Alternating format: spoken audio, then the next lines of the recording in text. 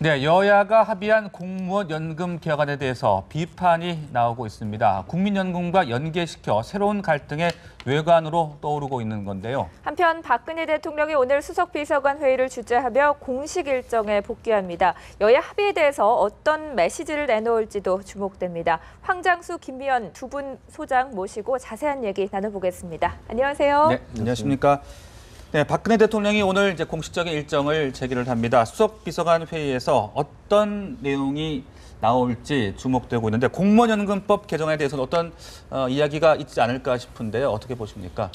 예, 공무원연금을 개혁안을 합의하는 과정에서 당청 간에는 이 정무수석이라든지 특보들이 왔다 갔다 했기 때문에 그 내용이 청와대의 애초의 기대에 비해서 축소된 내용으로 합의된 부분에 대해서는 불만이 있다 하더라도 그 부분에 대해서 직접 언급은 안 할 것 같습니다만은 국민연금을 연계해가지고 네. 국민연금의 소득 대체율을 40%에서 50%로 올려야 된다. 네. 또 공무원연금에서 지금 감축시키는 정부 지원을 20%를 이 국민연금을 지원해야 된다라고 여야가 합의를 보고 심지어 야당은 9월 정기국회에서 그걸 통과시켜야 된다. 이렇게 이야기하는 부분에 대해서는 대통령이 분명히 문제 제기를 할 걸로 보입니다. 네네. 그래서 그 부분에 대해서는 국민연금을 손을 대는 문제, 야당은 1% 정도 올리면 해결될 것처럼 이야기하는데 네. 실제로는 2배 정도 내야 된다는 이야기도 있고요. 궁극적으로 70년간의 333조를 전략하기 위해서 결국은 공무원연금 개혁을 논의했는데 그 결과 45년간에 1,300조의 국민연금이 더 늘어나게 되는, 그러니까 이 일반 국민들이 부담해야 될, 정부가 부담해야 될 부분이 늘어나게 되는 좀 아이러니가 생겼죠.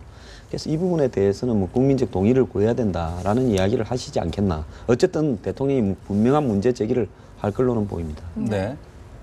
네, 저도 그렇게 생각을 하고요. 근데 이제 이 여야가 합의한 내용을 보면 저는 조금 너무 그 정치권에서 너무 거래한 듯한 느낌을 좀 받고, 그리고 원했던 요구했던 청와대가 요구했던 그 개혁안을 제대로 수용하지 못했다.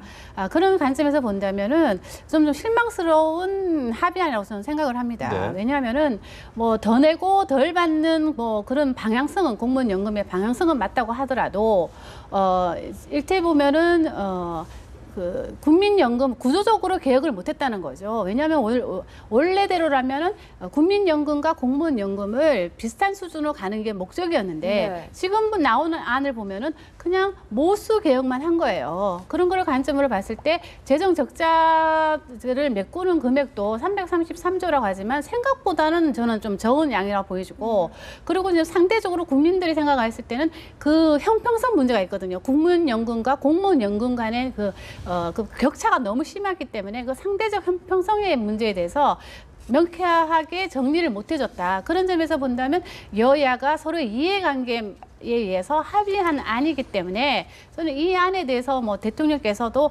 뭐라 그럴까요? 거부 반응을 보이기는 좀 매우 힘들어 보인다. 왜냐하면 그래도 사회적 대타협을 한 안이기 때문에 대통령께서 이 부분에 대해서는 얘기를 못한다 하더라도 국민연금 안까지 정치권에서 건드리는 네. 이런 문제에 대해서는 대통령께서 뭔가 메시지를 내놓지 않을까 그렇게 생각을 합니다. 저는 이번 안이 사회적 대타협안이라고 하는 데 대해서 좀 이의가 있습니다. 왜 그런가 하면요. 사회적 대타협을 하려면 지금 이번에 이 공무원연금과 국민연금의 격차가 너무 심하다. 즉 네. 공무원연금이 내는 거에 비해서 받는 게 국민연금에 비해서 한 3.3배가 많다라는 거 아닙니까? 그럼 일반 국민들, 즉 공무원에 비해서는 그래도 형편이 훨씬 안 좋은, 노년의 소득이 거의 없는 일반 국민들이 낸 세금으로 공무원연금 적자를 지금도 3조 한 7천억 가량을 메꾸고 있지 않습니까? 이런 부분을 결국은 좀 잘못된 부분이고 앞으로 갈수록은 기하급수적으로 늘어날 수 있기 때문에 이번 기회에 손을 좀 봐서 이 국민연금은 2007년 노무현 정권 때 60%에서 40%로 줄였지 않습니까? 근데 공무원연금은 손도 안 댔거든요. 소득 대체율을. 그렇기 때문에 이번에 그걸 공무원연금을 낮추어서 국민연금과 형평성을 가져간다는 건데 결국은 이번에도 이 부분을 갖다 낮추는 척 하면서 제대로 낮추지 않았기 때문에 결국 국민들이 지속적으로 부담을 해야 돼요. 그렇다면 이 부분에 대해서 국민을 대변하는 어떤 이 계층에서 이번에 이 여야 또 공무원 노조 이런 합의 기구에 들어가서 분명히 우리는 못 낸다라고 이야기할 수 있는 게 있어야 네. 사회적 대타협이지. 아니 정치인들하고 공무원들하고만 이렇게 들어가서 서로 간에 합의해버리는 게 무슨 이 사회적 대타협입니까? 그렇기 때문에 이걸 사회적 대타협이라고 부르는 네. 그 용어 자체도 저는 인정하기가 어렵다 이렇게 봅니다. 네, 국민연금 가입자가 2,100만이나 된다고 하는데요. 말씀하신 것처럼 공론화 없이 이렇게 이런 논의가 있었다는 게 어떤 국민적 합의가 없었다는 게 된다라는 말씀이신 것 같은데요. 그 당초 청와대와 정부에서 제안한 안과 상당히 다르게 얘기가 됐습니다. 그렇기 때문에 월권이라는 비판도 있던데 이 부분에 대해서는 좀 동의를 저도 뭐 하시나요? 그렇게 생각을 합니다. 왜냐하면 아까 저희가 말씀드린 것처럼 이번 공무원연금은 미안의 개혁입니다. 그리고 이게 청와대가 생각하는 것보다는 훨씬 더 후퇴한 아니기 때문에 상대적으로 청와대에서도 매우 불만족스러운 안이라고 저는 생각을 하고요. 거기다 또 덧불려서 또 공무원연금을 개혁하라고 했는데 네. 공무원연금을 제대로 개혁도 못하면서 오히려 국민연금을 또 개혁하겠다는 이런 이야기를 들고 나온 거에 대해서 대통령 청와대 입장에서는 월권 행위라고 얘기했는데 저는 그 부분은 맞다고 보여집니다. 그럼에도 불구하고 네. 정치권에서 이렇게 미안의 계획을 할 수밖에 없었던 이유는 바로 정치권은 표를 의식한 거거든요. 지금은 개혁하는 신용만 좀 내면서 개혁하는 신용만 내면서 공무원들의 표를 좀 표심을 자극하지 않았다면 국민연금 개혁도 전 마찬가지라고 보여집니다. 네. 만일에 지금 말씀하신 대로 소득 대체율을 50%로 올리게 된다면 세금 부담을 또 해야 되거든요. 네네. 그러면 아시겠지만 회사원들은 반은 기업이 부담을 하는데요. 그러면 기업에서도 반발이 일어날 거고 더 나아가서 또 자영업자 같은 우리나라의 자영업자 수가 한 500만 명씩 넘습니다. 그러면 그들은 100% 더 부담하는 계층인데 그들한테도 세금을 더 내야 한다. 보험료를 더 올리게 한다면 강한 저세 저항력에 부딪힐 수 있고요. 그리고 선거가 내년 4월입니다. 그렇다면 저는 이거는 김무성 대표가 말한 것처럼 그냥 선언적 의미로 그칠 네. 그런 개연성도 매우 높다고 보여지고 지금 아예 그 국민연금을 위해 고치는 그 부분에 대해서 아예 세기를 받자는 것이 청와대 의중 같아요. 청와대는 이 일이 공론화되기 전에 이건 절대로 안 된다. 이런 여론전에 지금 세기를 받고자 하는 것이 저는 뭐 청와대의 생각인 것 같습니다. 네, 그 김무성 대표가 여러 가지 문제가 있는 것을 알고 있다. 뭐 지적된 부분들을 계속해서 끝까지 보완해 나가겠다. 또 이렇게 말을 했거든요.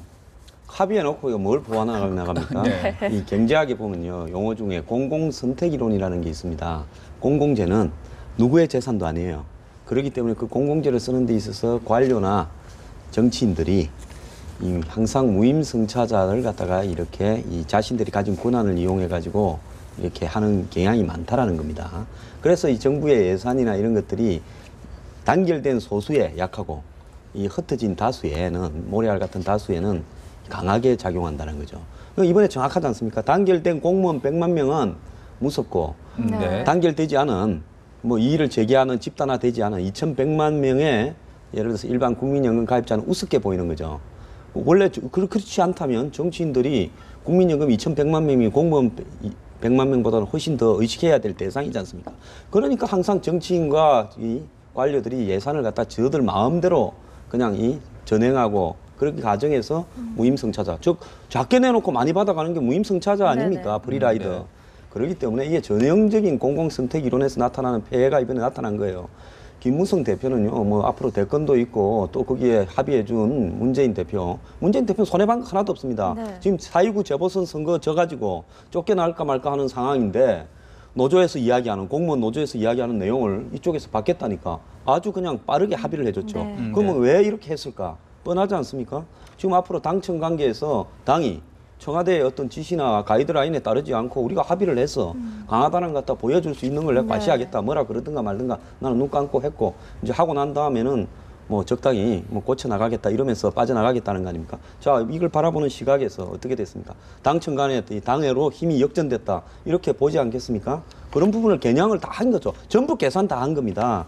그런 부분이기 때문에 이 국민의 세금을 놓고요. 각자 정치적 입지를 계산해가지고 이렇게 하면 안 되죠.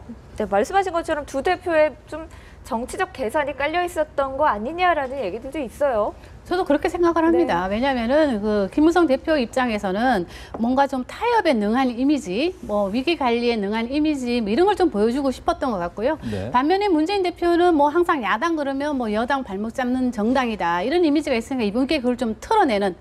그래서 뭐 서로 윈윈하는 그런 지금 효과를 좀 노린 것 같습니다. 그럼에도 불구하고 이 개혁안에 대해서 지금 이렇게 후폭풍이 있는데 저는 이거는 야당을 탓하기보다는 여당을 탓해야 된다고 보여지는 게 여당이 생각했을 때 이건 절대로 안 된다. 이건 네. 절대로 받아들일 수 없는 일 아니라면 끝까지 반대를 했어야 되는데 그럼에도 불구하고 이렇게 합의를 해줬다는 거는 저는 정치적 정치적 의도가 있었다 보여주고 네. 또 그럼 여기서 또 뭐 청와대는 그럼 자유롭느냐? 뭐 저는 그렇게 생각하지 않습니다. 왜냐하면 청와대도 이 협상 과정을 알고 있었다고 지금 나오거든요. 네네. 그럼 끝까지 반대를 하든지 그럼에도 불구하고 또 청와대는 또 시한을 정해줬잖아요. 이날까지는 꼭 해야 된다.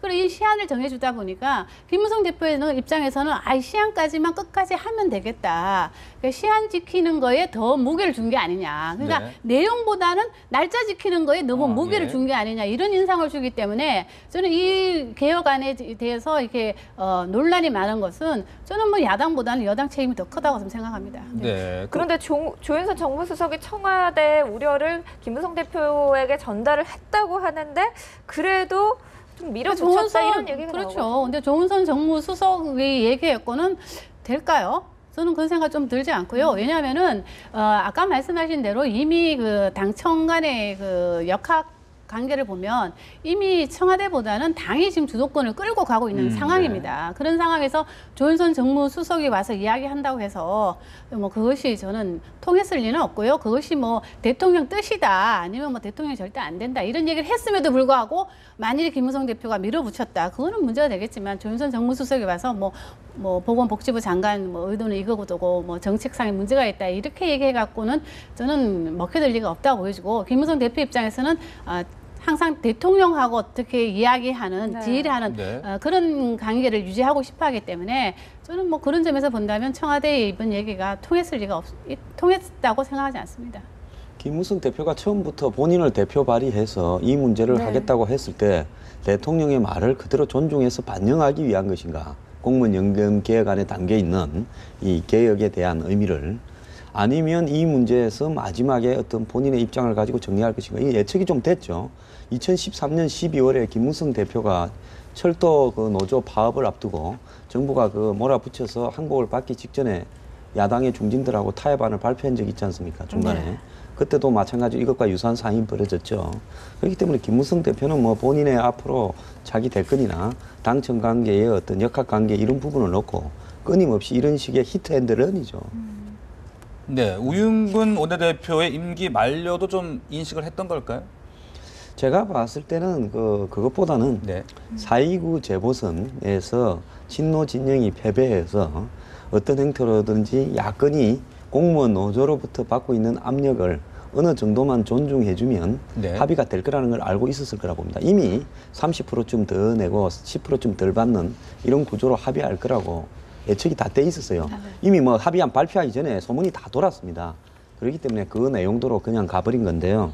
문제는 뭐 청와대가 아마 이 국민연금 연계 끼워 넣기 말고도 네. 이 공무원연금 개혁안의 내용에 대해서도 불만을 마지막에 여러 차례 이 심부름꾼들을 보내면서 이의 제기를 했던 걸로 보이는데요. 그 부분에서는 우리도 어쩔 수 없다라고 하면서 그냥 야권과 합의하는 쪽으로 가버렸다. 이렇게 봤을 때 이 시간 이후에 이제 네. 여당 내부에서 당청 간의 관계에 긴장이 어떻게 조성되어 나가고 오늘 대통령이 이 문제에 대한 어떤 입장을 견지해 갈 거냐. 제가 생각할 때는 전면 부인보다는 국민연금 끼워 넣기에 관한 어떤 문제 제기를 통해서 이 문제에 대한 문제 제기는 반드시 할 걸로 예상합니다. 네. 어쨌든 네. 국민연금 지급액 인상 문제로 어떤 공방이 이제 한 고비를 넘어서 다음 라운드로 넘어간 양상인데요. 어떤 부분이 쟁점이 되고 어떤 식으로 처리해 나가야 될까요? 저는 아마도 이제 1라운드였다면 국민연금 관련해서 2라운드가 지금 열릴 것으로 지금 예상이 되고 있지만 대통령의 뜻이 국민연금의 부분에 대해서는 확고하기 때문에 네. 새누리당도 이 부분에 대해서는 대통령 같은 뜻을 같이 하리라고 좀 보여지고요. 그런데 지금 이 공무원 연금을 개혁을 할 수 있는 기회가 여러 번 있는 게 아니거든요. 정말 이번에 정말 할 수 있는 유일한 기회였는데 어떻게 보면 이 대통령의 최대 치적 사업이라고 할 수 있는 이 공무원 연금 개혁이 이렇게 미안으로 끝나는 거에 대해서 저는 약간 아쉬운 생각이 좀 들면서 이렇게 할 것 같았으면 차라리 초기에 집권했을 때 시작을 했으면 어땠을까 하는 생각이 좀 들고 네. 아까 우리 소장님이 지금 지적하신 것처럼 당청 간의 갈등 지수가 어쩌면 이거를 계속 이 국민연금 공무원 연금을 계기로 해서 좀 더 긴장 관계가 높아지지 않느냐 이런 관점에서 본다면 앞으로의 그 당청 관계를 좀 주목해 볼 필요가 있다 보여집니다. 네. 자, 새정치연합 문재인 대표 재보선 참패 후 오늘 이제 광주를 찾습니다. 또 반면에 천정배 의원은 내일 서울에서 김대중 대통령 묘역을 참배를 할 예정으로 알려지고 있는데 두 사람의 이 행보에 대해서 어떻게 보고 계십니까? 한 분은 이제 광주에 가서 성난 광주 호남 민심을 달래보겠다 이런데 이분이 이제 좀 이 결여된 부분은 광주에 가기 전에 당 내에서 본인의 재신임 문제에 대해서 최고위원회와 의총을 열어서 그 속에서 다시 물었어야죠. 네네. 그래서 표결로 물어서 깔끔하게 끝내야 되는데 그렇게 하지 않고 일단 호남 쪽의 정서부터 정리하러 갔다라는 부분에서 두고 계속 불씨는 나올 거예요. 그러는 과정 속에서 서서히 당이 분열돼 갈 거다 이렇게 비춰지고요. 전정배 이제 의원 같은 경우에는 일단 광주 호남 정서를 얻었으니까 이제 뭐 동교동 정서를 갖다가 가지고 오겠다. 근데 이번에 동교동도 상처가 많이 났죠. 처음부터 도와주든지 말든지 명분으로 정리했으면 되는데 뭐 DJ 묘소 앞에서 결의했다 하더만은 또 나중에 문재인 대표가 만나니까 지분 이야기하고 그러다가 또 이 권한이 누구한테 있다라고 서로 또 다투기도 하고 이런 모습을 보이면서 결국은 더욱더 집모양새가 돼버렸지 않습니까? 이런 양상 속에서 동교동이 과연 호남 광주 정서를 이제는 대변한다고 할 수 있느냐? 동교동이라는 실체가 과연 새정치연합에 누가 실체냐? 뭐 은퇴하신 70, 80대 되는 고문급 되시는 분들이 실체냐? 광주 호남에 이 의원직을 갖고 있는 뭐 30여 명의 의원들이 실체냐? 이것도 좀 따져봐야 될 문제가 있어요. 또 의원들 중에서 중진 누가 실체냐? 그래서 이제 천정배 의원 같은 경우에는 이 열린우리당을 창단할 때 노무현 대통령의 이 경선에서 의원으로서 유일하게 노무현 대통령 후보를 지지했던 의원이었고 또 2002년 열린우리당 창당 과정에서 전신정이라면서 탈레반이라는 소리를 들으면서 강경 노선으로 이 분당을 이끌었고 나중에는 이제 열린우리당의 주역이 되었다가 원내대표나 법무부 장관까지 했다가 결국 노무현 대통령 말기에 노무현 대통령의 개혁, 즉 FTA라든지 이런 문제가 잘못됐다 해서 친노에서 이탈해가 나왔죠. 그런 과정에서 이제 동교동과 이 천정배 의원 간의 관계가 상당히 상처가 서로 많았습니다. 아마 이제 DJ 묘소 앞에 가서 그렇게 이야기한다는 것은 과거 자신이 진노 핵심 강경파로 있을 때 있었던 일에 대해서 그것도 요즘 누가 과거사라 그러더만요. 과거사가 그런 것까지 포함되는지 모르겠습니다만 어떤 행태로든 뭐 이 봉합하면서 본인이 지금 장외 호남 DJ 정서의 주역이다라는 부분을 과시하려고 그러겠죠. 네. 그 말씀하신 대로 뭐 사전 논의도 없이 또 마땅한 호남 민심을 돌릴 카드도 없이 뭐 무조건 광주만 가면 되는 것이냐 이런 이야기들도 나오고 있거든요. 그럼에도 불구하고 저는 광주를 오늘 방문하는 거는 저는 적절하다고 보여집니다. 어쨌든 간에 성남 민심을 확인을 했으니까 찾아가서 뭐 이야기를 들어보는 그런 모습을 보이는 것도 저는 뭐 나쁘지 않다고 보여지고요. 어쩌면 이게 문재인 대표에게 지적됐던 좀 무기력한 리더십? 이거랑 좀 반대되는 행보이기 때문에 저는 뭐 이 부분에 대해서는 적절하다고 보여지는데 저는 이번 선거를 좀 제대로 좀 봐야 된다고 보여지는 게 이번 선거는 그 호남 유권자들의 친노를 심판한 선거임은 분명합니다. 그러면 왜 그렇게 됐느냐? 첫째, 야권이 분열되지 않았습니까? 야권 분열이 있고 그 다음에 또 우리가 첨가할 수 있는 건 바로 대통령의 와병 메시지입니다. 대통령이 아픈 와중에도 보수층을 향해서 물론 성한종 리스트에 관련된 사람들에게 왜 문제가 있긴 있지만 이 성한종 리스트, 성한종이라는 사람을 이렇게 정치활동, 경제활동을 해줄 수 있었던 거는 바로 노무현 정권 때 두 번의 특별사면이라는 얘기를 확실히 하셨거든요. 그 얘기를 들으면서 보수층은 수표를 하러 갈 수 있다는 어떤 동기부여를 대통령이 와병 메시지에서 충분히 던졌기 때문에 저는 이번 선거에서 새누리당이 승리했다고 저는 보여지는데, 그렇다면 여기서 이제 그 새정치민주연합이 문재인 대표 같은 경우는 얻어야 할 게 뭐냐면 야권은 분열하면 무조건 망한다는 거죠. 그러면 야권의 분열을 막기 위해서는 통합의 정신을 보여야 되는데, 그러면 야권 분열을 막기 위해서 무조건 뭐 동교동계를 뭐 끌어안고 네. 뭐 구문지계를 끌어안고 이렇게 해갖고 이게 가는 것이 통합의 이미지냐? 저는 그렇게 생각하지 않습니다. 왜냐하면 강주가 이번에 천정배 의원을 선택한 거는 전 나름대로 상당히 강주 시민들이 전략적인 선택을 네. 했다. 왜 전략적인 선택을 했냐면은 항상 그 인물을 보고 찍었다는 거죠. 인물을 보고 찍고 잘못된 공천에 대해서 한 표를 던졌기 때문에 저는 이번에는 물론 친노에 대한 심판이기도 하지만 강주에 있는 기득권,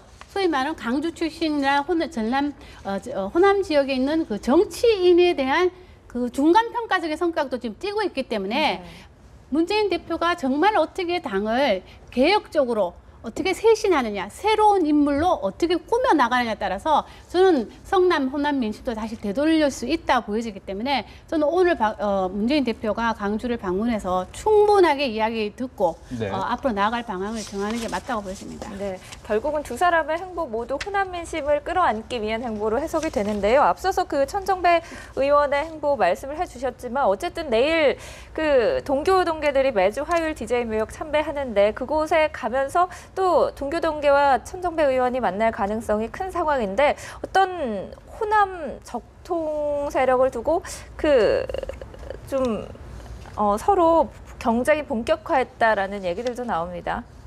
제가 봤을 때는 화요일 날 거기 뭐 11시인가 맨날 네네. 만나서 참배하고 네. 점심 먹으러 가신다 그러지 않습니까? 일부러 천정배 의원이 화요일 날 가는 거죠. 안 만난다 그러면 오늘 가시면 되죠. 그렇기 때문에 일부러 만나서 하는데 정치는 현실이니까요. 민심이 바뀌면 동교동계는 뭐 지난번에 선거에서는 문재인 대표의 지도부를 지지했지만은 또 이번에는 또 천정배 의원과 이렇게 같은 배를 탈 가능성도 많아요. 네. 왜? 큰 이해관계에서 봤을 때 찬밥을 먹었다라는 또 동상 이몽이 있지 않습니까? 그 같은 배를 탔다라고 여길 수 있는 부분이요. 그렇기 때문에 지금 뭐 박주선, 뭐 유석엽 의원의 발언에 의한 새로운 판이 형성될 거다. 사퇴를 안 하면. 네. 이런 이야기나 동교동이 이야기하는 뭐 판을 새로 짜야 된다는 이야기나 천정배 의원이 이야기하는 뉴 DJ 플랜을 통해서 다음 총선에 한 30명 중 광주, 전남, 전북에 이렇게 차지해야 된다는 이야기나 크게 보면 그 전통 이 야당이었던 민주당을 복원해서 이제 집권을 하자라는 부분으로 판을 짜는 쪽으로 다 수렴이 될 겁니다. 그게 그렇게 다른 게 아니에요. 네. 앞서서 권노갑 상임고문이 천정배 의원이나 정동영 전 의원의 탈당을 비판하기도 했잖아요. 그리고 앞서 말씀하신 것처럼 구원도 있고요. 그렇다면 그게 쉽게 좀 아니 끌어안을 그거는 수 선거 있을까요? 전에 이야기고요. 정치는요. 그런 거는 아무런 문제도 안 됩니다. 그냥 서로 필요하면 옛날 일은 그냥 이 봄날에 눈 녹듯이 다 녹으면서 또 다른 이야기를 가지고 서로 필요한 이야기를 기브앤테이크 합니다.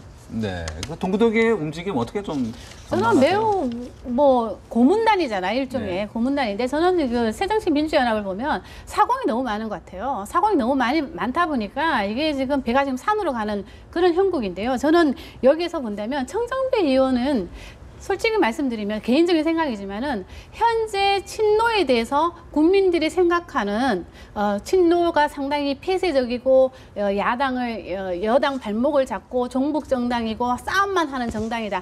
이런 이미지를 각인시켜 주는데 저는 일조를 한 분이라고 저는 생각을 네. 합니다. 네. 왜냐하면 이분이 원내대표 할 때 국가보안법 폐지를 주장했던 분이고 아까 말씀하신 대로 FTA도 반대했던 분입니다. 네. 이렇게 하면서 국민들로부터 싸우는 정당의 이미지를 심어준 이분이 이제 와서는 친노를 친노에 대해서 안 좋은 감정을 이야기하면서 개혁을 하겠다고 이야기하는 것이 저는 상당히 이율배반적으로 좀 느껴지고요. 그리고 이제 동교동계 분들은 상당히 우리나라 민주 발전에는 이바지하신 분들이지만 지금은 연세들이 좀 많으시잖아요. 그런데 너무 새정치민주당에 대한 애착심이 누구보다 너무 강하다 보니까 정말 사사건건 사건이 있을 때마다 뭐 정당대회가 됐든 무슨 일이 있을 때마다 항상 이렇게 충고라고는 하지만 이 충고하는 그 자체가 당 대표를 좀 흔드는 듯한 그런 이미지로 좀 비춰질 수 있기 때문에 네. 저는 상당히 좀 부적절하다고 보여집니다. 네, 박근혜 대통령의 발언이 몇 가지 지금 전해지고 있습니다. 공무원연금 개혁 시한 내 처리는 의미가 있다라고 말을 하면서도 국민연금 제도 변경은 국민들의 동의를 먼저 구해야 된다. 지금 이런 이야기들이 전해지고 있네요, 소장님. 예, 그러니까 박근혜 대통령 입장에서는 공무원 연금의 개혁의 그 폭과 속도 이런 네. 부분에 대해서 문제가 있다. 이렇게 제대로 된 철저한 계획이 되지 못했다. 그렇지만 뭐 했다라는 게 의미가 있다 해서 공무원 연금의 합의에 대해서는 인정을 사실상 불만은 있지만 해준다는 겁니다. 네. 근데 이제 국민연금을 거기에다가 집어넣어서 연계함, 끼워넣기 한 부분은 그건 문제가 있다. 그래서 아마 여건이 앞으로 추가적인 협상을 통해서 국민연금 문제에 대해서 야권에 대한 이의 제기를 할 거라고 보는데요. 벌써부터 지금 협상 다음 날 다른 이야기가 나오지 않습니까? 네. 야권은 9월 정기국회에서 국민연금도 이렇게 이제 소득 대체율을 40에서 50으로 올리는 것을 합의했다라고 그때 처리하겠다라고 이야기하는 거고, 여권은 그야말로 앞으로 장기적으로 가야 될 목표치만 서로 간에 합의한 것이다. 이렇게 돼 있기 때문에 벌써 이야기가 달라지기 때문에 저 문제가 물 건너 가는 것이 될 거라고 저는 봅니다. 근데 이제 그걸 토대로 해서 기존의 합의까지 다 깰 거냐, 공무원연금. 아니면 네. 이 합의는 존중하고 국민연금 문제만 없었던 걸로 할 것이냐. 이것만 남아있겠죠. 네. 그리고 또 한 가지 얘기가 권력의 힘을 빌어서 부정과 비리, 부패하는 거 안 된다. 사명권을 마음대로 행사하는 거 안 된다. 사명권 얘기를 다시 꺼냈네요. 그렇습니다. 근데 이제 대통령은 상당히 이제 법치를 중요시하시는 분이잖아요. 네네. 그리고 이제까지 사면을 한 번 정도 한 걸로 지금 알고 있고, 그렇다면 본인은 이제 사면권을 대해서 대통령의 통치 행위이긴 하지만 특별 사면이 상당히 그 부정부패에 연루된 사람들은 이제 안 하겠다는 그런 강력한 의지를 지금 표면한 걸로 보여지고, 오늘 모두 발언에서 저희가 또 하나 또 중요시 봐야 되는 게 지금 외교 문제를 가지고 당청 간에 약간 갈등이 있지 않습니까? 네. 그러니까 그 부분에 대해서 대통령이 확실히 본인의 생각을 지금 말씀하신 것 같고, 일본 간의 관계에 대해서도 오늘 의사를 표명한 것으로 보여서 향후 한일 관계에 약간의 변화가 좀 보이지 않을까, 네. 지금 그런 생각이 좀 듭니다. 네, 아베 정부가 과거사 신뢰 강화를 할 수 있는 계기를 놓쳤다. 지금 이렇게 이야기를 했군요. 예, 그래서 네. 이제 일본하고의 문제는 궁극적으로 아베 정권이 일본의 국민의 전체적인 분위기가 바뀌어서 극화되는 것이기 때문에 지금 아베 본인의 문제는 아니라고 봅니다. 네. 그렇기 때문에 그 한국이 그 일본과의 문제에서 과거사 문제와 또 현재 당면한 한미일 삼각 이 안보 태세 확립이라든지 삼각 동맹 구도에 관한 또 다른 문제들을 계속 과거사 문제를 가지고 불편한 관계로 가면서 나머지를 부정하게 될 때는 한미 간의 관계도 지금 상당히 조금 문제가 좀 생기고 있습니다. 그런 어떤 부분들을 갖다가 용인을 해서는 안 되고요. 과거사는 과거사대로 일본하고 계속 풀어가되 네. 일본하고의 이 빠른 시일 내에 정상회담을 통해 가지고 현재 그 당면에 있는 양국 간의 안보 협력, 경제 협력, 또 한미일 삼각 협력 이런 부분들은 처리해 갈 것으로 저는 그 생각을 하고요. 오늘 대통령의 발언은 그런 부분을 시사한 것으로 비춰집니다. 그러니까 중요한 말씀을 하셨어요. 과거사를 짚어가면서 네. 다른 다른 차원에서는 차원에서, 외교를 예. 강화하겠다 이런 말씀을 하셨기 때문에 아마도 곧 조심스럽겠지만 조심스럽게 예상하건데 한일 정상회담이 좀 열리지 않을까, 저는 뭐 그렇게 조심스럽게 좀 예측해 보고 싶습니다.